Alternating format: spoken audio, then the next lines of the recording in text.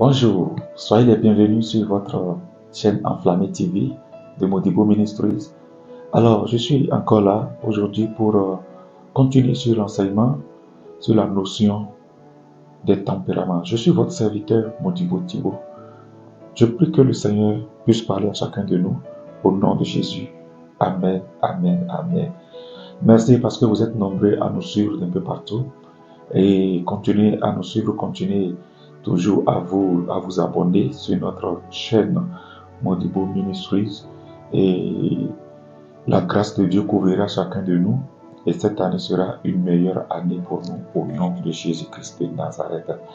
Alors c'est un plaisir pour moi de, de vous donner ces explications, de vous donner ces détails par rapport au tempérament. Donc la fois passée, nous avions parlé du tempérament qu'on appelle le sanguin. Le tempérament qu'on appelle les sanguins. Et nous vous avions donné les caractéristiques d'un sanguin, comment reconnaître un sanguin, les forces d'un sanguin et les faiblesses d'un sanguin. Et n'oubliez pas, je rappelle que le tempérament, Dieu l'a créé afin de mettre de la variété entre les hommes.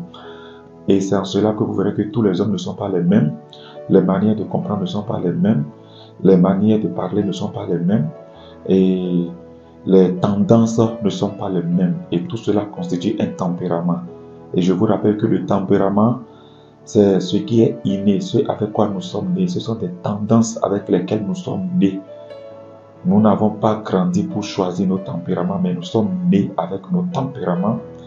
Et c'est le Seigneur même qui a mis cette variété dans la vie des hommes. Donc notre texte de base se trouve dans le livre de Proverbes chapitre 30 à partir du verset 11 au verset 14. Proverbes 30 verset 11 au verset 14. Vous pouvez le lire. Et aujourd'hui, par la grâce de Dieu, nous allons parler d'un autre tempérament, celui qu'on appelle colérique. Le tempérament qu'on appelle colérique. Donc nous vous donnerons brièvement un aperçu de ce tempérament, comment reconnaître ce tempérament, les caractéristiques de ce tempérament. Donc il y a des personnes qui ont ce tempérament, qui sont nées avec ce tempérament et ces personnes développent certaines tendances et ont certaines caractéristiques que nous allons vous donner rapidement. Les forces d'une personne colérique, les forces d'une personne colérique. Il faut comprendre que le tempérament colérique, c'est un tempérament vif et actif. C'est un tempérament pragmatique. Donc, une personne colérique se suffit à elle-même et est très indépendante. C'est des personnes qui sont indépendantes. C'est des gens qui n'aiment pas dépendre de quiconque. Ils sont opiniâtres. Une personne colérique prend facilement des décisions pour lui-même et pour les autres et a souvent besoin de prendre les choses en main. Voyez, c'est des gens qui ont besoin de prendre les choses en main. C'est quelqu'un dont l'activité stimule. L'activité le stimule. Et pour lui, la vie, c'est de l'activité. C'est des gens qui sont des travailleurs. Ils sont travailleurs. Ils aiment travailler. Pour lui, la vie, c'est de l'activité. Donc, c'est quelqu'un qui n'a pas besoin d'être stimulé par son environnement. Mais il stimule son environnement par ses idées, ses projets. Voyez, donc c'est quelqu'un aussi qui se lance rarement dans des activités sans but. Toute activité qu'une telle personne fait, c'est que cette activité a un but. Il ne se lance jamais dans quelque chose sans but à cause de son esprit pragmatique et vif. Voyez, donc il est capable de prendre des décisions judicieuses et instantanées et de mettre au point des projets très très intéressants. Il ne se laisse jamais influencer par ce que pensent les autres de lui. C'est une personne qui ne se laisse pas influencer par son environnement. Il ne se laisse pas influencer par qui que ce soit.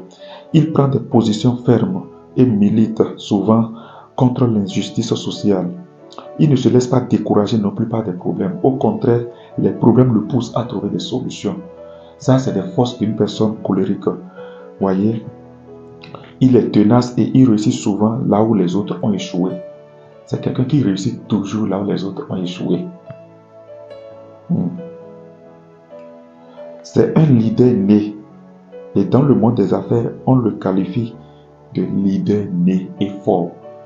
Une personne ayant le tempérament colérique, il est un bon leader. Les meilleurs leaders sont ceux-là qui ont le tempérament colérique. Il est né leader.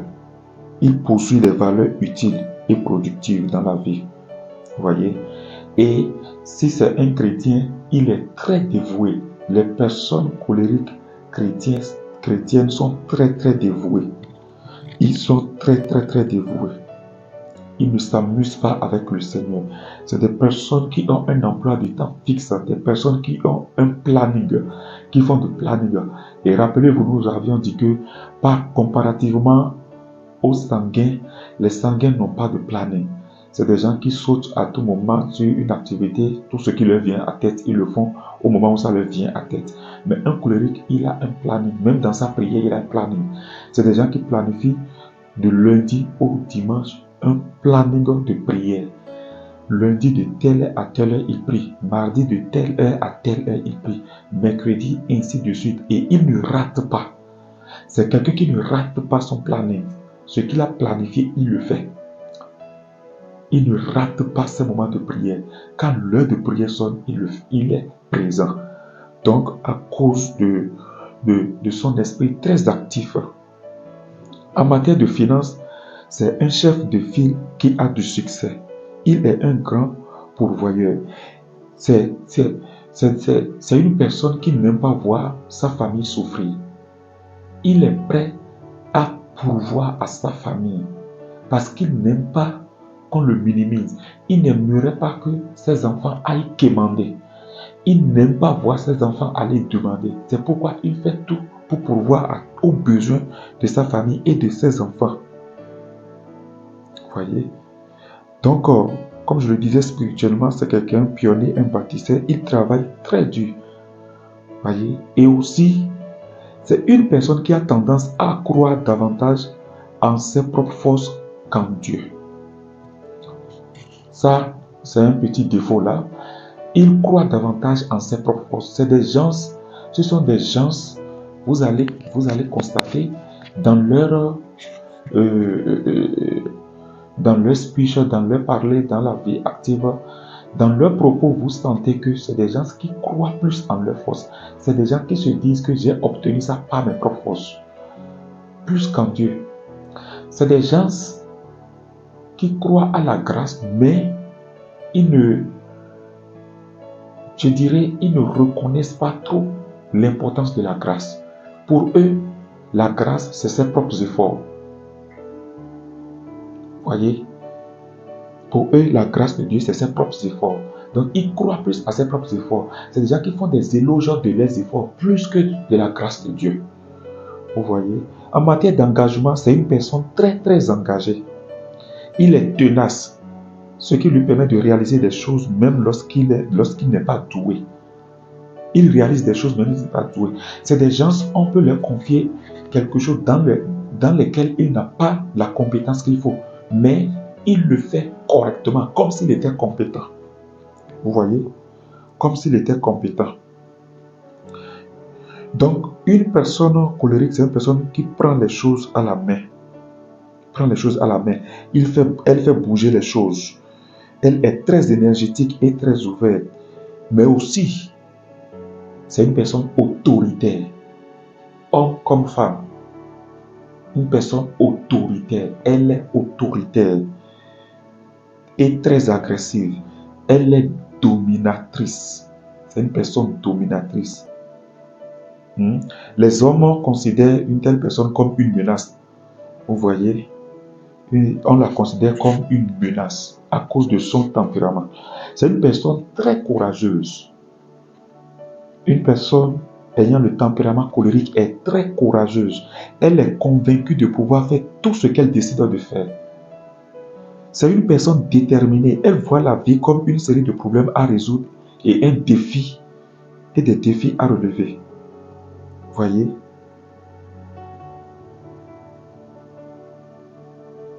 Donc, c'est une personne militante. Elle réalise. Voyez, une personne militante, il fait beaucoup de réalisations. C'est une personne productive. Elle est honnête. Elle ne s'amuse pas avec l'honnêteté. Une personne colérique est très, très honnête. C'est une personne dotée d'excellentes capacités en matière de discipline. C'est une personne qui se discipline. C'est une personne qui est disciplinée. En matière spirituelle, c'est une personne qui fuit le péché facile et difficilement il tombe dans la chair. Comparativement au sanguin qui facilement tombe dans la chair, un colérique difficilement tombe dans la chair. Voyez? Elle est remplie d'énergie et elle a beaucoup d'objectifs en tête. C'est des gens qui ont beaucoup d'objectifs en tête. Beaucoup d'objectifs en tête. Alors, voilà quelques forces, quelques caractéristiques, quelques forces qui caractérisent les colériques. Maintenant, nous allons rapidement voir les faiblesses. Les faiblesses d'une personne colérique. Tout d'abord, c'est des personnes impopulaires. Ils ne sont pas populaires. Par contre, les sanguins sont populaires. Je vous l'avais dit l'autre séance, les sanguins, c'est des personnes populaires. Ils sont partout, ils sont reconnus partout. Mais les personnes colériques ne sont pas populaires. Et c'est des personnes qui sont très peu admirées. Et aussi, on les déteste facilement par leur entourage. Comme faiblesse aussi, c'est des personnes méchantes. C'est des personnes méchantes. Elle peut donner l'impression d'être en colère. À distance, elle peut donner l'impression d'être en colère, distante et difficile à approcher. C'est des gens souvent qui donnent l'impression d'être difficile à approcher. Vous voyez, difficile à approcher. Donc, vous voyez que c'est le contraire des sanguins. Les sanguins sont amis de tout le monde. Tout le monde les aime. Elles aiment tout le monde. Ils aiment tout le monde. Mais un colérique, c'est une personne difficile à approcher parce que c'est une personne qui donne l'impression en colère. Vous voyez, ils donnent l'impression d'être en colère, même si ce n'est pas le cas. Vous voyez. Et aussi, comme faiblesse, c'est une personne qui se met facilement en colère. Et elle peut se montrer très méchante envers des personnes autour de lui. C'est une personne qui se met facilement en colère et difficilement pardonne. C'est une personne qui garde beaucoup de rancune. Elle garde beaucoup de rancune. Voilà ses faiblesses. Et aussi, c'est une personne centrée sur elle-même. Elle ne s'intéresse qu'à elle-même. Voyez, c'est des personnes qui ne s'intéressent qu'à elles-mêmes, qu'aux autres. Elles sont centrées sur elles-mêmes. Donc, c'est quelqu'un aussi qui se sert des gens et ne prend pas le temps de se faire des amis. C'est une personne qui se fait d'amis rarement. Ce sont des gens, vous les entendez dire, moi je n'ai pas d'amis. Moi je n'ai pas d'amis. Je ne me fais pas d'amis. Voilà. C'est souvent leur propos. C'est des personnes qui n'aiment pas se faire d'amis beaucoup, comme c'est le cas avec les sanguins. Waouh, je ne sais pas si tu es en train de comprendre quelque chose. Je suis sûr que tu vas te retrouver quelque part dedans. C'est une personne impulsive. Impulsive. Voyez? Et comme je vous l'avais dit aussi, c'est une personne autoritaire. Autoritaire. Et quand c'est une femme, c'est souvent difficile à son mari de la comprendre. Les femmes colériques, c'est souvent difficile à leur mari parce qu'elles ont ce tempérament autoritaire. Elles aiment dominer leur mari. Elles ont un ton, c'est que autoritaire. C'est comme si elles veulent prendre la place de l'homme. Vous voyez, c'est des femmes qui n'aiment pas se laisser piétiner. Vous voyez. Et aussi, il faut comprendre en tant que faiblesse, c'est une personne qui n'est pas tendre. Elle n'est pas douée pour montrer de l'amour et de l'affection. C'est des personnes qui ne sont pas douées pour montrer de l'amour et de l'affection. Vous voyez. Et aussi, c'est une personne qui n'est pas émotif, comme c'est le cas pour les sanguins. Les collègues qui ne sont pas émotifs. C'est que la pitié, ils n'ont pas pitié. Ils n'ont pas pitié. La pitié n'est pas vraiment trop en eux. Ils ont très peu de pitié pour des gens. Voyez. Elle est franche et a la langue acérée. C'est une personne qui a la langue acérée. Souvent on dit, c'est que c'est des gens qui ont des langues ou bien des paroles grossières. Voilà. Des paroles grossières. Donc voilà quelques faiblesses des colériques. Vous voyez, donc nous continuons toujours avec les faiblesses. Il y en a assez, mais je prends ce qui est plus important. C'est des gens qui peuvent avoir facilement tendance à s'emporter facilement. Avoir tendance à s'emporter facilement. Elle peut se montrer rancunière si c'est une femme envers son mari à tout moment. Vous voyez. Et aussi, c'est une personne qui ne prend pas le temps d'avoir de vraies conversations et se sent facilement menacée par des questions. Vous voyez, se sent menacée par des questions. C'est une personne qui ne communique pas beaucoup, comme c'est le cas avec les sanguins. Je vous ai dit, les sanguins, ils sont bavards, ils parlent beaucoup. Mais lui, il ne parle pas beaucoup, il parle très peu. Vous voyez, c'est une personne qui parle très peu. C'est une personne qui parle très peu. Et aussi, il ne compatit pas facilement aux problèmes des autres et ne montre ni n'exprime pas mutuellement sa compassion. Encore, je venais de le dire, la compassion n'est pas trop la chose. C'est des personnes qui ne compatissent pas vraiment à fond. Qui ne se compatissent pas à fond. Il peut voir quelqu'un malade sans lui dire rien. Il vient juste lui parler. Comment faire pour gérer la situation. Voyez, si c'est lors d'un accident de route, il tombe sur un accident, il voit un cas grave, peut-être le sang coule par terre. Bon, lui, sans lui dire rien, il regarde seulement, il passe sans lui dire rien. Par contre, s'il était un sanguin, il allait couler les larmes là. Il allait compatir. Il allait se voir comme si c'était lui, comme si c'était une connaissance. Vous voyez. Par contre, un colérique sans lui dire rien, il passe, il voit, ah, il y a accident, ok, c'est arrivé, et puis lui il passe. Vous voyez. Donc, il ne montre pas de compassion envers les autres. Vous voyez. Il est souvent embarrassé ou dégoûté par les larmes. Voilà. C'est quelqu'un qui n'aime pas trop verser des larmes. Il est dégoûté par des larmes. Il n'aime pas faire de larmes. Et est souvent insensible aux besoins des autres. Vous voyez, il est souvent insensible aux besoins des autres. Et sa plus grande faiblesse, c'est la colère. Pourquoi on les appelle colériques? Sa plus grande faiblesse, c'est la colère. Les colériques sont des personnes extrêmement hostiles. Ils sont hostiles, voilà leur faiblesse. Vous voyez, ils se servent de leur colère comme d'une arme pour obtenir ce qu'ils désirent, parce qu'ils se rendent compte que leur éclat effraie souvent les autres. C'est des gens qui font effrayer, qui intimident. Alléluia. J'espère que quelqu'un vient de recevoir quelque chose. C'est une personne qui est capable de faire du mal volontairement à quelqu'un et de s'en réjouir. Je reprends. Ça c'est une faiblesse des colériques. C'est une personne qui est capable de faire du mal volontairement à quelqu'un d'autre et de s'en réjouir. Voyez, quand c'est un homme, sa femme a souvent peur de lui. Et il a tendance à terrifier ses enfants. Voyez, c'est des gens, par exemple, quand ils ne sont pas à la maison, quand c'est un homme et qu'il n'est pas à la maison, tout le monde est content. Les enfants sont joyeux, la femme est contente. Mais quand on entend le klaxonnement de son véhicule, le klaxonnement de sa moto, tout le monde se range. Même sa femme a peur de lui. Donc, les colériques ont tendance à garder rancune longtemps. Ce sont des gens qui gardent rancune longtemps. Il peut te garder rancune en train de rire avec toi, en train de faire façon avec toi, mais il est rancunier. Difficilement, il laisse tomber les rancunes. Donc, c'est des gens aussi qui tombent facilement dans l'hypocrisie. Facilement dans l'hypocrisie. Voyez.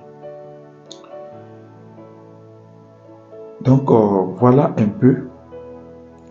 peu les faiblesses qui caractérisent les colériques. Il a un problème avec la colère et le pardon. Voyez. Donc, c'est quelqu'un qui a des difficultés à pardonner. Si c'est une femme, elle aura des difficultés à pardonner son mari. Si c'est un homme, il aura des difficultés à pardonner sa femme. Il peut se retrouver à penser davantage en termes de ce qu'il a accompli plutôt que de la grâce de Dieu. Donc je vous l'avais dit, c'est quelqu'un qui se vante de ses accomplissements, de ses réalisations, que c'est lui-même qui l'a fait. C'est des gens, rarement tu vas entendre le mot grâce dans leur bouche. Même des pasteurs qui sont comme ça, même des chrétiens qui sont comme ça, rarement vous allez entendre de leur bouche dire « et c'est de la grâce de Dieu ». C'est rare, ces mots viennent rarement. Mais lui, tout ce qu'il a obtenu, tout ce qu'il a, c'est ça, c'est pas ses propres forces. C'est ça, c'est pas ses propres forces. Voyez? Donc, il peut s'éclater en colère à tout moment et a du mal à pardonner. Donc, en bref, voilà, là où nous allons nous arrêter pour aujourd'hui. Voilà les forces des colériques et voilà les faiblesses des tempéraments colériques. Est-ce que tu es colérique? Si tu es colérique, tu dois prier par rapport à tes faiblesses, que le Seigneur t'aide vraiment. Parce que ces faiblesses sont vraiment à ne pas négliger. Est-ce que tu te retrouves dedans? Prie pour que le Saint-Esprit t'aide vraiment à pouvoir gérer tes faiblesses. Même si ça ne peut jamais terminer complètement, mais que le Seigneur réduise quand même l'intensité de tes faiblesses. Voyez? Donc, la fois prochaine, nous allons continuer. Nous avons encore 2 autres tempéraments. Nous allons continuer. Restez branchés sur notre chaîne et je sais que ça vous fera du bien. Envoyez cet enseignement à vos amis. Envoyez-leur. Et ça leur fera du bien. Chacun va reconnaître là où il se trouve. Nous avons encore le tempérament qu'on appelle les flegmatiques. Nous avons encore le dernier tempérament qu'on appelle les mélancoliques. Donc, nous vous donnerons les forces et faiblesses de cette personne aussi. Et chacun va se retrouver. Et ça te permettra de savoir comment choisir ton conjoint pour les célibataires. Et pour les mariés, ça leur permettra de savoir comment vivre avec leurs partenaires et savoir de quel tempérament sont leurs partenaires. Et ainsi, la vie pourra être mieux facile à vivre. Je vous remercie pour votre écoute. Que le Seigneur vous bénisse. Abonnez-vous massivement et continuez à vous abonner. Et je prie que la grâce de Dieu vous fasse du bien. Au nom de Jésus-Christ de Nazareth. À très bientôt sur votre chaîne Enflammé TV. Bye bye. Bye bye.